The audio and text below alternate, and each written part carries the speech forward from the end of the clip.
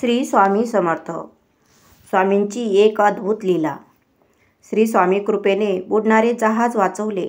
ठाण्यातील लक्ष्मण कोळी आपल्या स्वजनांसहित अक्कलकोटला श्रींच्या दर्शनास आले होते. श्रीवर त्यांची खूप श्रद्धा जडली.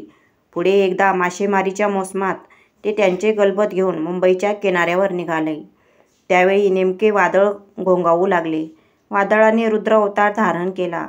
लक्ष्मणाचे गलबत हेलकावे खाऊ लागले.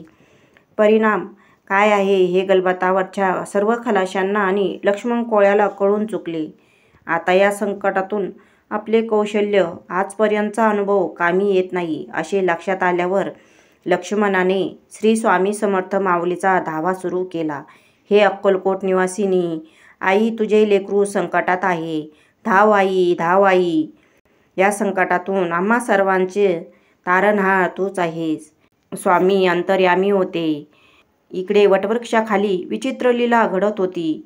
स्वामी वडाखाली पलंगावर निजलेले असता अचानक फटका मारल्या सारखा हवेत हात फिरवला. स्वामींच्या हातातून एकाएकी पाणी पडले. जमलेल्या भक्तगणांना आश्चर्य वाटले आणि अजून एक अतर्क्य लीला अनुभवायास मिळणार अशा औत्सुक्याने काहींनी स्वामींना विचारले, स्वामी काय केलेत आणि हे पाणी कसलं? स्वामी म्हणाले, अरे जहाज बुडत होतं, ते बाहेर काढलं. काहींनी पाण्याची चव घेऊन पाहिली तर चव निव्वळ खारट लागली. कुणालाच समर्थांचा हा विचित्र खेळ समजला नव्हता. इकडे समुद्रात गलबताला एकाएकी जोरात हेलकावा मारून गलबत स्थिर झाले होते. वादळ शमले होते.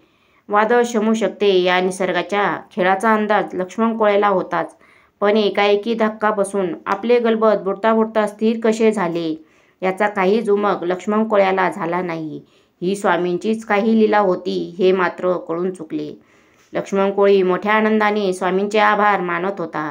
गुण गात किनाऱ्यावर आला आणि लगेच अक्कलकोटला निघण्याची तयारी केली. लक्ष्मण कोळी आपल्या सहकार्यासमेत विलक्षण कृतज्ञतेने अक्कलकोटी स्वामींचे दर्शन घेण्यास आला. दर्शन घेतले आणि झाला प्रसंग सर्व भाविक भक्तांना सांगितला. तेव्हा 15 दिवसापूर्वी स्वामींनी केलेल्या लीलेचा खारट पाणी, अचानक पलंगावरून उठून हवेत मारलेला हात या सर्वांचा उगम सनवास झाला. दर्शन घेऊन लक्ष्मण कोळी मोठ्या आनंदाने ठाण्यास परतला आणि तिथे स्वामींचा मठ उभारून स्वामींची नित्यसेवा करू लागला. श्री स्वामी समर्थ. जय जय श्री स्वामी समर्थ.